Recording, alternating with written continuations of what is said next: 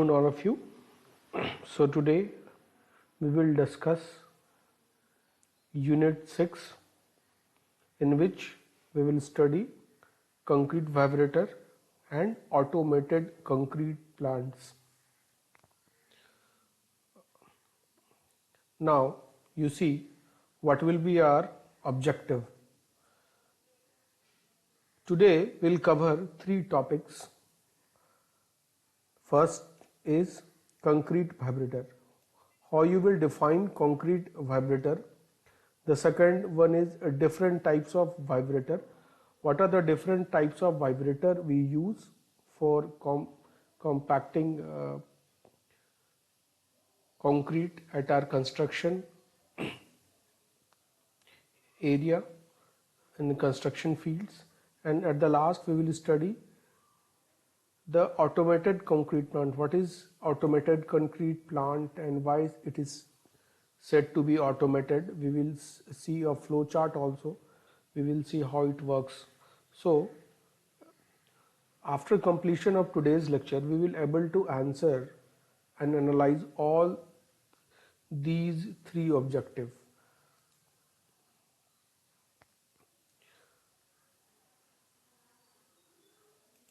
Now we will start our topic. What is vibrator? Vibrator क्या है? A concrete vibrator is a construction tool typically used on the concrete pouring site. एक construction tool है जो कि concreting के दौरान जो कंक्रीटिंग की जो पोरिंग होती है उसके दौरान हम उसको यूज करते हैं. These vibrators are used to ensure that the pour is free of air bubbles and are even. इसका कहने का ये मतलब है कि जब आप वाइब्रेटर्स यूज करते हैं तो उसका मेन एम इंश्योर करना होता है कि एयर बबल्स ना रहे और यूनिफॉर्म स्प्रेडिंग हो आपके कंक्रीट की. This is so that concrete remains strong and a smooth finish even after the removal of formwork. Basically हम यही चाहते हैं कि आप जब भी कंक्रीटिंग करते हैं, कंक्रीटिंग करने के बाद जब उसको प्रॉपर उसकी क्यूरिंग की जाती है, क्यूरिंग करने के बाद उसका एम यही होता है कि एक सफिशिएंट स्ट्रेंथ और ड्यूरेबिलिटी उसमें आए. तो अगर पोर्स रह जाएंगे, उनमें छिद्र रह जाएंगे, इसकी वजह से क्या होगा, जो कंक्रीट सेक्शन होगा वो वीक हो जाएगा, जो कि हम लोग कभी नहीं चाहेंगे कि वो वैसा वीक हो. बेसिकली बहुत छोटे छोटे चीज के लिए हम लोग हैंड टेम्पर या नॉर्मल टेम्पिंग की वजह से मैनुअल टेम्पिंग जो आप फ्लोट्स कहते हैं, वुडन फ्लोट्स आप देखते होंगे, छोटे छोटे काम में वुडन फ्लोट्स आप यूज कर लेते हैं. लेकिन जब भी आपको मेजर कंस्ट्रक्शन से घर बनाना है, छत बनाना है, बीम कॉलम, उसमें आपको इस तरह के वाइब्रेटर्स की जरूरत पड़ती है. तो बेसिकली आज के कंस्ट्रक्शन में जब हम बात करते हैं तो छोटे कंस्ट्रक्शन को तो देखते ही नहीं है, सारे बड़े कंस्ट्रक्शन होते हैं. तो आप हर सारे कंस्ट्रक्शन में जो होता है हमारा वाइब्रेटर्स का यूज होता है. Will move to the next slide. जरा ध्यान देने की बात है सी कि just 5% voids can reduce the strength by 30%. मतलब कि मान लीजिए कि आपकी कंक्रीट थी और उसमें सिर्फ 5% सिर्फ वॉइड्स था, मतलब इतना वॉइड्स था, वो जो है आपके स्ट्रेंथ को कितना परसेंट रिड्यूस कर रहा है, 30%. यू कैन इमेजिन कि कितना बैडली इफेक्ट करता है. वॉइड्स मतलब जो पोर्स होते हैं छोटे छोटे, जो इस तरह के पोर्स दिखते हैं. तो this is how voids can affect the strength of A concrete. और स्ट्रेंथ अगर घटेगी तो नॉर्मली सी बात है आपकी ड्यूरेबिलिटी भी घट जाएगी. सो you can analyze this. The second point is about 10% of void can reduce the strength by 50%. और यही voids अगर 10% हो गया, मतलब ज्यादा हो गया, तो ये कितना स्ट्रेंथ को रिड्यूस कर देगा, 50% से it will reduce. Now you can analyze कि अगर 10% से ज्यादा voids हो गया तो वो 60, 70, 80 और ज्यादा voids हो गया तो नियर अबाउट जो स्ट्रक्चर है वो पूरी तरह से खराब हो जाएगा. So by this we can understand that we have to make a concrete which has very less voids. हम लोग ये नहीं कर सकते कि कॉम्पैक्टिंग में जो है voids रहेगा ही नहीं, वाइब्रेटर यूज करें तो 0 voids हो जाएगा. voids रहेगा, कम रहेगा, तो जो स्ट्रेंथ जो कमने की जो आशंका है, जो स्ट्रेंथ हो सकता है कि बहुत ज़्यादा कम हो जाए, वो चीज़ को हम अवॉइड कर सकते हैं। तो we have to keep this in our mind कि व्हाट इम्प्रॉपर कंपैक्शन, कंपैक्शन बोले तो we cannot use roller here, we will have to use certain handy equipment, छोटे मॉडरेट साइज के इक्विपमेंट्स हम यूज करेंगे ताकि हम जो है प्रॉपरली उसको कॉम्पैक्ट कर सके। Now will move forward to our next slide and see. Actually हम लोग का जो टॉपिक है वो है वाइब्रेटर। वाइब्रेटर वर्ड आया है वाइब्रेशन से। वाइब्रेशन कहने का ये मतलब है कि जब किसी भी पार्टिकल का बहुत ज़्यादा मोशन हो, उसका ऑक्सीलेशन हो, उस प्रोसेस को उसको कहते हैं वाइब्रेशन। तो ये जो वाइब्रेशन है इसमें क्या होता है कि एक पार्टिकल को अपने उसके नॉर्मल स्टेट से आप उसको ऑक्सीडेट कराने की, उसकी पोजीशन को चेंज कराने की कोशिश करते हैं। इस दौरान क्या होता है कि उसके सारे अगल बगल के पार्टिकल अपने आप को रीअरेंज कर लेते हैं और इस रीअरेंजमेंट की वजह से क्या होता है, they come closer to each other, और जो उनके बीच में जो एयर वॉइड्स है, जो स्पेसिंग थी उनकी, जो स्पेसिंग वो कमी हो गई। मान लीजिए you see this was your concrete particles. हम मैक्रो एनालिसिस कर रहे हैं, बड़े अब इतने बड़े बड़े होंगे नहीं। मान लीजिए अपने माइक्रोस्कोप से देखा कि ये पार्टिकल, इनके बीच इतना स्पेसिंग था, इतना स्पेसिंग था।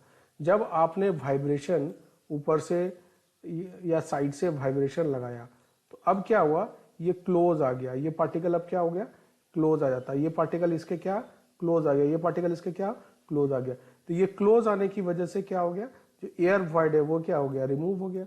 एयर क्या हो गया, रिमूव हो गया। एयर जब रिमूव हो गया, वॉइड कम हो गया, तो इसकी स्ट्रेंथ क्या हो गई, स्ट्रेंथ इसकी बढ़ गई, इसकी स्ट्रेंथ बढ़ गई। So we can ascertain vibration by two mode. What is internal vibration, हम इंटरनली किसी कंक्रीट के अंदर जाके उसको वाइब्रेट कर सकते हैं, और दूसरा मेथड है एक्सटर्नल वाइब्रेशन, मतलब हम कंक्रीट के अंदर नहीं जाएंगे, बाहर ही किसी मीडियम से हम उसको वाइब्रेट करेंगे। तो ये जो प्रोसेस है, इस प्रोसेस को हम लोग कहेंगे वाइब्रेशन मोड। अब हम लोग अलग अलग तरीके से देखेंगे कि what is internal vibration and what is external vibration. We will move forward and we'll see what are these two types of vibration.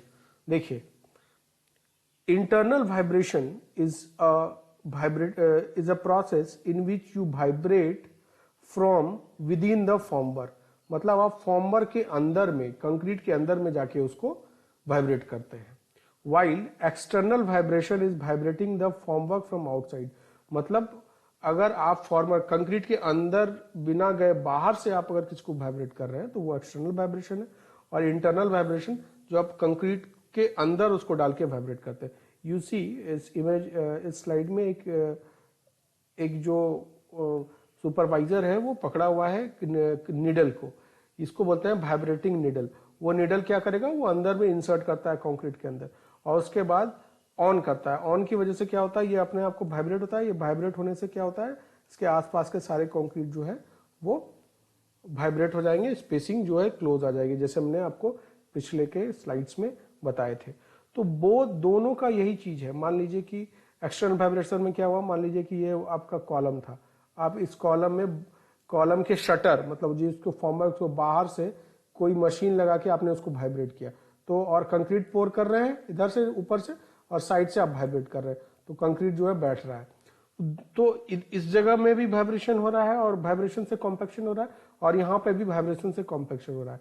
कहने का मतलब है इंटरनल वाइब्रेशन हो या एक्सटर्नल वाइब्रेशन हो, both are doing the same thing, that is equal consolidation. Equal consolidation means एक समान रूप से वो बैठेगा, समान रूप से वो कॉम्पैक्ट होगा। तो this was the basic of internal and external vibration. Now we'll move forward and we will see what are the different types of vibrators। जो actually vibrators वो instruments होते हैं जो basically vibrations को पैदा करने में, vibrations को produce करने में सक्षम होते हैं। तो we will see what are the different types of vibrators generally available for our construction field, and then we will analyze each type of vibrators one by one। So before going to the types of vibrator, first we will see, आप यहाँ देख लीजिए कि मान लीजिए आपकी improper vibration की वजह से आपने वाइब्रेट अच्छे ढंग से नहीं किया था, यू कैन सी कि यहाँ पे ये आपको बहुत बड़ा ये गैप दिख रहा है, ये फोर्स दिख रहा है इसको, हाँ ये पोर्स है, तो ये इसको इसकी वजह से क्या होगा, ये आपका एक्सपोज हो गया रीइंफोर्समेंट, तो हो सकता है पानी जो है अंदर घुस जाए और उसके बाद ये स्ट्रक्चर में करोजन हो जाए, तो ये स्ट्रक्चर आपका क्या हो जाएगा, फेल हो जाएगा। तो इस तरह से ये इम्प्रॉपर वाइब्रेशन का इफेक्ट है। तो इम्प्रॉपर वाइब्रेशन या इम्प्रॉपर कॉम्पैक्शन, जिसको कंसोलिडेशन भी कह सकते हैं इस सेंस में, बहुत सारा चीज रिजल्ट कर सकता है। जैसे कि वो हनी कॉम कंस्ट्रक्ट कर देगा। हनी कॉम मतलब होता है छोटे छोटे हनी के जैसे स्ट्रक्चर्स में ऐसे ऐसे ऐसे ऐसे छेद हो जाना, उसको कहते हैं honeycomb. Excessive amount of entrapped air birds, अगर इम्प्रॉपर वाइब्रेशन हुआ तो बहुत सारे एयर उसमें इंट्रैप्ट हो जाएंगे, सूखने के बाद वो निकल जाएंगे, तो वो बाद में होल्स छोड़ देंगे, छेद छोड़ देंगे।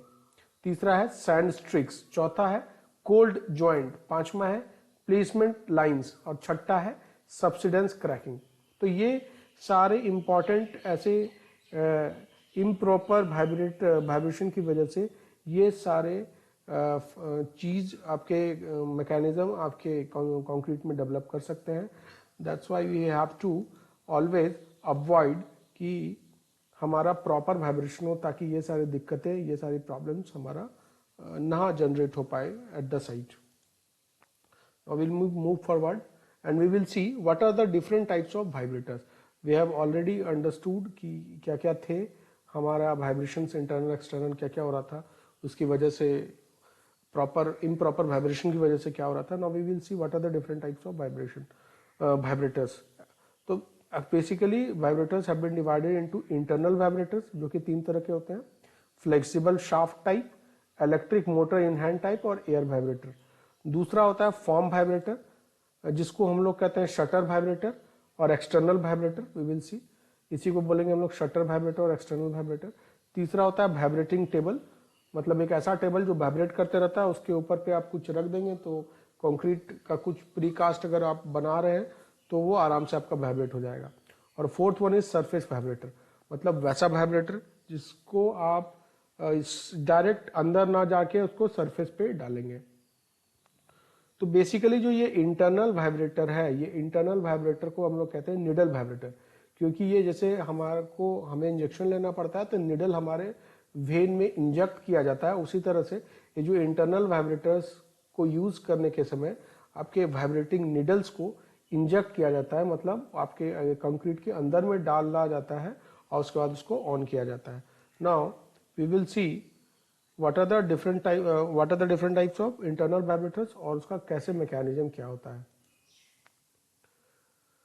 This is a typical example of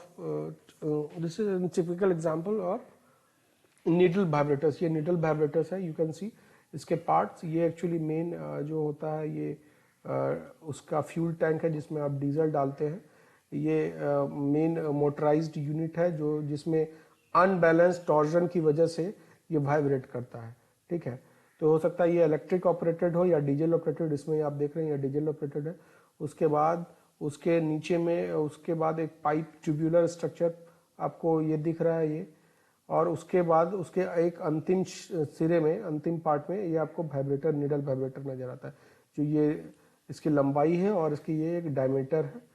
तो वेरी करता है डायमीटर, और लेंथ भी वेरी करता है, डिपेंड करता है कि कौन से जगह पे आपको किस तरह के कंक्रीट को आपको वाइब्रेट करना है। तो बेसिकली यही इसके अलग अलग कंपोनेंट्स हैं, और यही पार्ट जो आपका जो मैंने लास्ट में दिखाई है निडल, ये पार्ट, ये जो निडल है यही एक्चुअली ये घूमते रहता है और रोटेट करते रहता है, उसकी वजह से क्या होगा, वाइब्रेशन प्रोड्यूस होता है और वो वाइब्रेट करता है।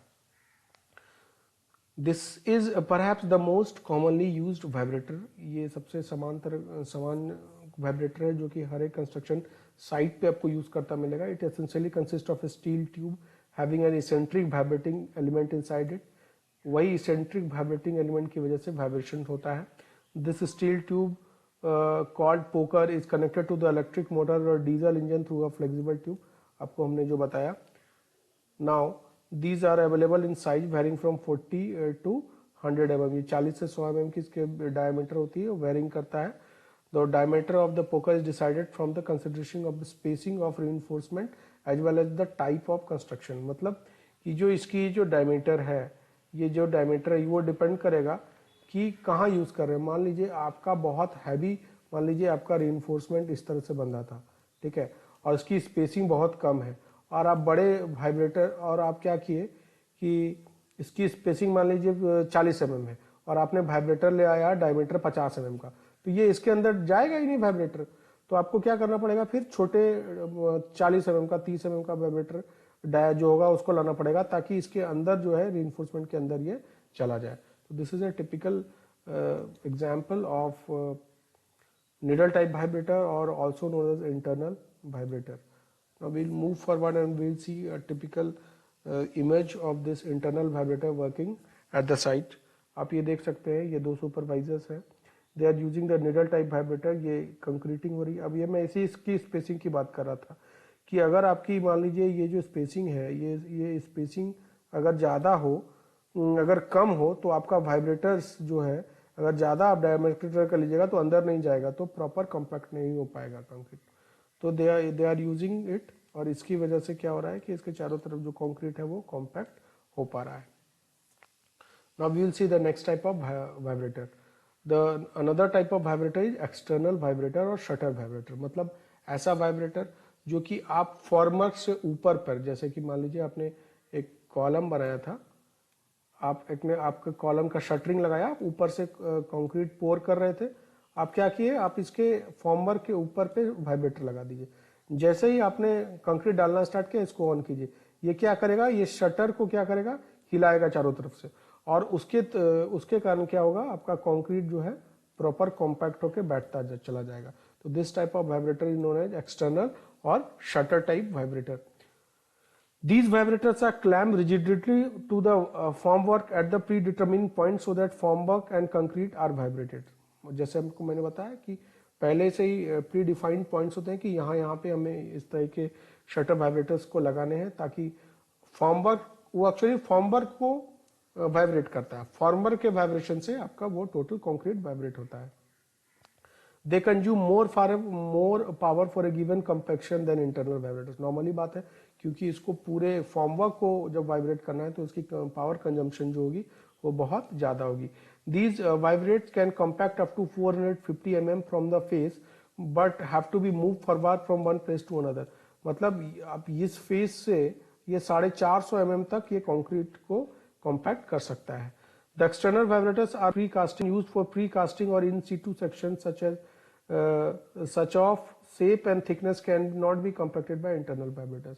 मान लीजिए कि कुछ आपके ऐसे कंक्रीटिंग एलिमेंट्स हैं जो कि कंक्रीट के बने हुए हैं और आपको उसको प्री कास्ट करना है, जहाँ पे इंटरनल वाइब्रेटर्स उसको अच्छे से कॉम्पैक्ट नहीं कर पाएंगे, तो वहाँ पे आप उस प्री कास्ट फैक्ट्रीज में आप इस एक्सटर्नल वाइब्रेटर्स और शटर वाइब्रेटर्स को यूज करते हैं।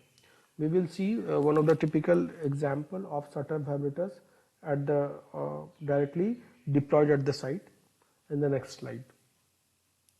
You can see ये सारे शटर्स लगे हुए थे, ये शटर लगा हुआ था, ये एक सुपरवाइजर उसके उस साइट पे वहाँ पे उन्होंने, आप देखिए वहाँ पे वो फिक्स कर दिया है। ये एक्चुअली यही इसको वाइब्रेट करेगा, ये उसका पावर प्लग है जिससे वो पावर देगा। तो जैसे ही कंक्रीटिंग डालेगा ये क्या होता है, ये पूरा फॉर्मवर्क को वाइब्रेट करने लगता है और इसके वाइब्रेशन से किसके अंदर जो कंक्रीट होगा वो भी वाइब्रेट हो जाएगा। तो this is a typical example of formwork और shutter type vibrator. Now we will move forward to our next discussion. This is vibrating table. तो what is vibrating table? Basically vibrating table जो है हमारे लिए cast site पे आपको नहीं दिखता है। वाइब्रेटिंग टेबल का यूज प्री कास्ट साइट, मतलब प्री फैब्रिकेटेड, जो मतलब पहले से फैब्रिकेट कर दिया जाता है प्लांट के अंदर, उसके बाद उसको यूज किया जाता है, वहाँ पे इनका यूज होता है। ये क्या होता है, ये एक टेबल होता है, जैसे ये आप देख सकते हैं, इस टेबल पे वाइब्रेटिंग अरेंजमेंट होता है। इस वाइब्रेटिंग अरेंजमेंट की वजह से ये क्या होता है, ये स्प्रिंग सिस्टम इसके उसमें लगा हुआ रहता है, उसके साइड्स में सपोर्ट्स पे, ये क्या होता है, वाइब्रेट करता है। इस वाइब्रेट करने की वजह से आप मान लीजिए कोई भी काम इसके ऊपर कर रहे हैं तो नॉर्मली बात है कि ये जब ये टेबल खुद वाइब्रेट करेगा तो आपका कंक्रीट जो है, मान लीजिए आप यहाँ पे क्यूब डाल रहे थे, क्यूब मोल्ड डाल रहे थे, तो क्यूब में जैसे ही आपने मटेरियल डाला ये और इसको ऑन कर दिया तो ये वाइब्रेट हो रहा है। इसके वाइब्रेट होने से क्या हो रहा है कि आपका पूरा जो मोल्ड है वो वाइब्रेट हो जाएगा। मोल्ड है वाइब्रेट मतलब मोल्ड के अंदर जो आपकी कंक्रीट थी वो प्रॉपर वाइब्रेट हो जाएगा। The vibrating table consists of rigidly built steel platform mounted on flexible springs and driven by electric motor, जैसे कि हमने आपको बताया था मोटर की के थ्रू ये ड्रिवन होगा और माउंटेड ऑन फ्लेक्सिबल स्प्रिंग्स, ये फ्लेक्सिबल स्प्रिंग्स के ऊपर माउंट किया हुआ रहता है। The normal frequency of vibration is 4000 revolution per minute at an acceleration of 4G to 7G। ठीक है, ये इसके वाइब्रेशन पैरामीटर्स है। The vibrating tables are very efficient in compacting stiff and harsh concrete mixes. जहाँ पे स्टिफ और harsh कम, जिसकी वर्केबिलिटी कम है, उसको वाइब्रेट करने के लिए वाइब्रेटिंग टेबल बहुत ज़्यादा इफेक्टिव होता है। And it is basically used for the precast elements in factories and test specimen in laboratories. जैसे कि आपको मोल्ड करना पड़ता है, टेस्ट का स्पेसिमेन, कंप्रेसिव टेस्ट के लिए आपको बनाना पड़ता है, टेंसाइल टेस्ट के लिए स्पेसिमेन तैयार करना पड़ता है, तो वहाँ पे प्लस प्रीकास्ट फैक्ट्रीज में वाइब्रेटिंग टेबल का यूज़ होता है। आप एनालाइज कर सकते हैं कि वाइब्रेटिंग टेबल को आप साइट पे यूज़ नहीं कर सकते, क्योंकि ये तो कोई भी आपका साइट पे कंस्ट्रक्शन होगा ये लगाना पड़ेगा जो कि फिजिकली पॉसिबल नहीं दिखता। Now we'll move forward to our next type of vibrators, that is surface vibrator. मतलब वैसा वाइब्रेटर, या इसको फ्लोट्स भी कहते हैं, वैसा वाइब्रेटर जो सरफेस के ऊपर से आप मतलब सरफेस पे रख के आप उसको वाइब्रेट करते हैं। तो बेसिकली ये जो वाइब्रेटर्स है वो आप उसको यूज करते हैं आप कंक्रीट सरफेस के ऊपर डाल के। These vibrators are sometimes known as screed board vibrators। मतलब screed board, ये जो boards है floats कहते हैं उसको, screed board कहते हैं। A small vibrator is placed on the screed board which gives an effective method of compacting and leveling of the concrete members such as floor, roof slabs and road surfaces. For different types of surfaces, different type of screeds are used। मतलब ये जो bottom वाला जो board है उसको screed board कहते हैं। तो बेसिकली क्या किया जाता है कि इसको डायरेक्ट सरफेस पे रख के, मान लीजिए देख रहे हैं आप, रख के इसको मैनुअली आपको मूव करना पड़ रहा है, ये इलेक्ट्रिकली ऑपरेटेड होगा, ये वाइब्रेट करेगा सरफेस से नीचे। तो ये सरफेस से नीचे, इसकी भी डेप्थ जो है ऐसा नहीं कि बहुत ज़्यादा डेप्थ तक ये वाइब्रेट करेगा।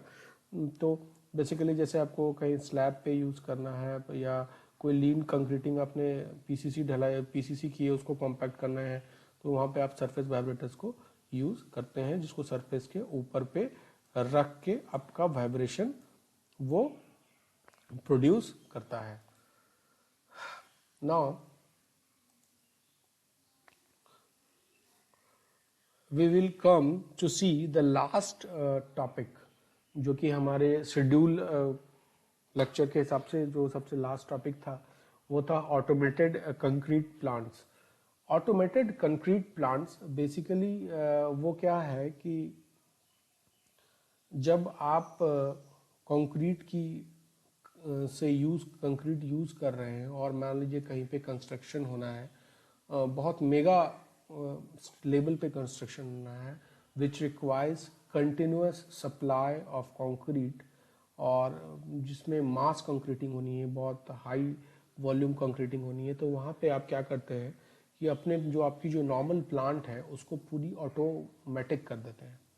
तो ये नॉर्मल कंक्रीट बैच प्लांट की ही तरह है, बट इसमें क्या होता है, ऑटोमेटिक कंट्रोल्स होती है। ऑटोमेटिक कंट्रोलिंग मतलब कि you sit at one place, okay, there are instructions from all around, जो खाली आपको फीडिंग है, जो फीड है मतलब जैसे कि रॉ मटेरियल्स कंक्रीट में आपको जो जो लगते हैं, जैसे कि cement, sand, coarse aggregate, okay, admixtures, water.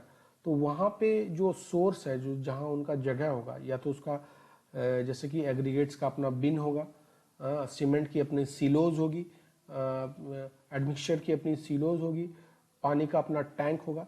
तो वहाँ पे जो सारा उनका जो स्टोरिंग है, वहाँ पे आपको खाली ये ध्यान देना पड़ेगा, वहाँ पे ही सिर्फ मैनुअली उनको फीड कर देना पड़ता है। वहाँ के बाद वो ऑटोमेटिक सारे इंग्रेडिएंट्स को लेता है।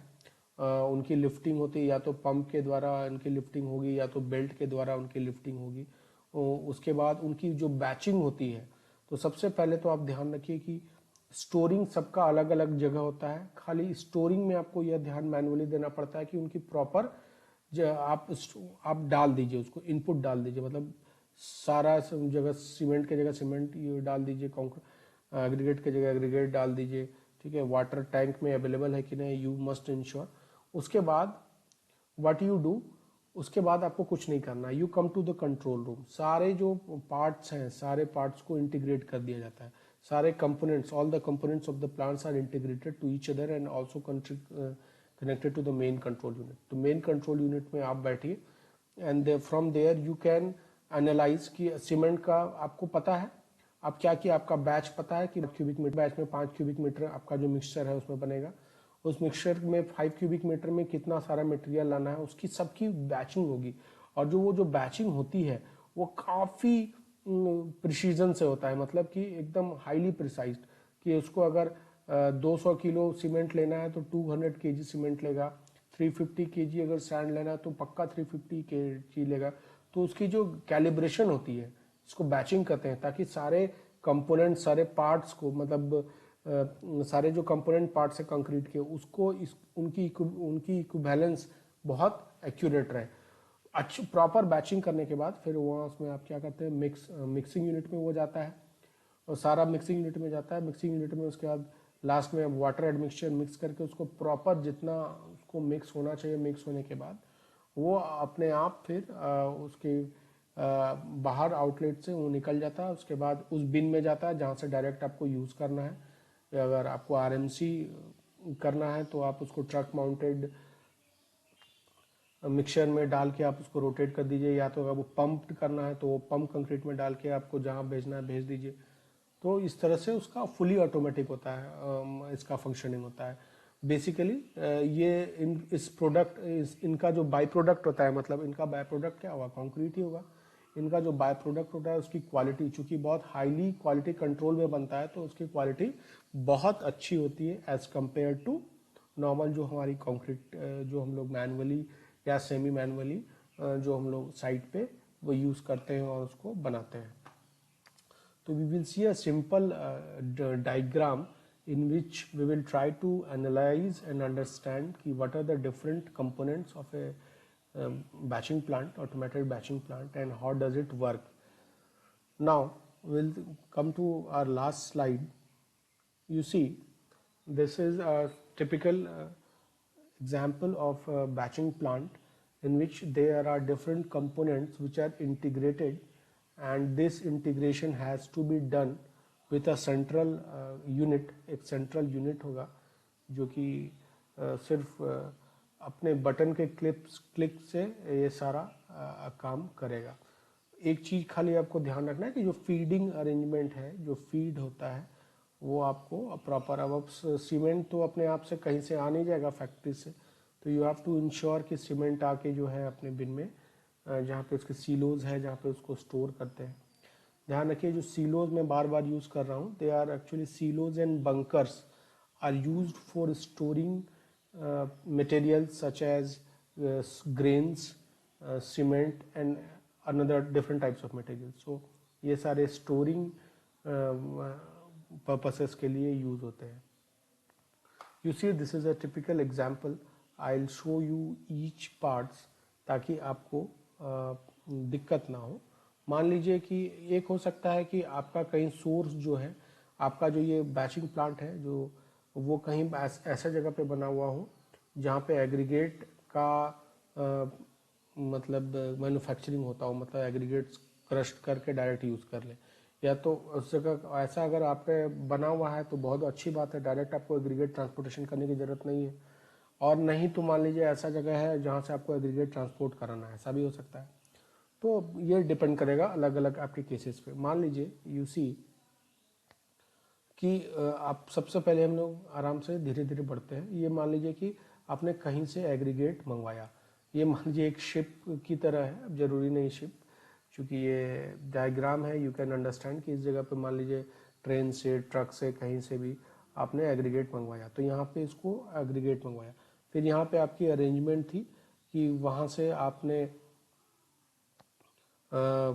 एग्रीगेट वहाँ से उसको रिसीव किया, और उसके बाद यहाँ पे उसको रिसीव करने के बाद उसको एक हॉपर में स्टोर किया। ये देखिए ये बी, यहाँ से आपने वहाँ से उठाया, यहाँ से रिसीव किया। रिसीव करने के बाद या तो आप हो सकता था कि यहाँ से डायरेक्ट रिसीव करके यहाँ डाल देते। यहाँ डालने के बाद अब क्या हुआ कि यहाँ के बाद आप इसको डायरेक्ट जाके उसके बिन में, जहाँ पे उसका बिन्स है, जहाँ पे आपको स्टोर करना है, वहाँ पे उसको आप स्टोर कर सकते हैं। तो यू कैन सी, देखिए आप यहाँ पे इसकी स्टोरेज बनी हुई है, एग्रीगेट स्टोरेज की। ये तो बिन्स है, अलग अलग बिन बनी हुई है। या हो सकता है कि इसके अलग अलग साइलोज भी बने हों, मतलब इस तरह से, जैसे ऊपर में 2 साइलोज बने हुए हैं, इस तरह से साइलोज भी बने हो सकते हैं। ठीक है, अब आपको क्या है कि डायरेक्ट जो एग्रीगेट्स है आपको यहाँ से लेने के बाद, मतलब आपके सीलोज यहाँ से जो इनके बिन्स से लेने के बाद, मान लीजिए बिन से यहाँ डंपर आया, लेके डायरेक्ट यहाँ गिरा दिया, और उसके बाद डायरेक्ट आपको कुछ नहीं, मैनुअली कुछ नहीं करना है। उसके बाद डायरेक्ट आपको यहाँ क्या करना है, यहाँ से बेल्ट आपको लगा हुआ रहेगा। देख रही है आप, ये जो बेल्ट है, ये बेल्ट ऊपर पहुँचा रहा है। ये देखिए ये बेल्ट लगा हुआ है, ये बेल्ट के सहारे ये यहाँ पे आपका फीडिंग हॉपर में यहाँ पे जा रहा है। तो ये this is all about the aggregate, this is all about the aggregate. अब आप मान लीजिए कि यहाँ पे आपकी सीमेंट डिलीवरी आ रही है। मान लीजिए कि ये सीमेंट की कोई व्हीकल है, आपकी गाड़ी, ट्रेन, ट्रक जो भी हो, ठीक है। आप सीमेंट से आपकी डिलीवरी है, डिलीवरी से आपने पंप इसको किया या स्टोर किया। पंप तो नहीं करेंगे, आप स्टोर करेंगे। तो यहाँ पे सीमेंट आपने स्टोर कर दिया, सीमेंट स्टोर कर दिया, और सीमेंट स्टोर के साथ डायरेक्ट आपका हॉपर लगा हुआ है यहाँ पे।